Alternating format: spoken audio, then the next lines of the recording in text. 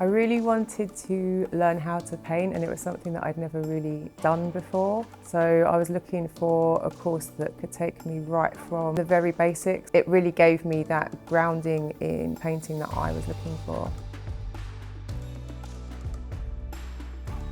I wasn't sure what to do next, so I came to the Visual Arts Open Day. I met with Amanda Knight, who had taught me on the very first painting course, and she talked me through my work, and then she suggested that I could join the advanced painting course. What was really encouraging was she said it was a learning experience and that you could get a lot from it. That was a real turning point for me.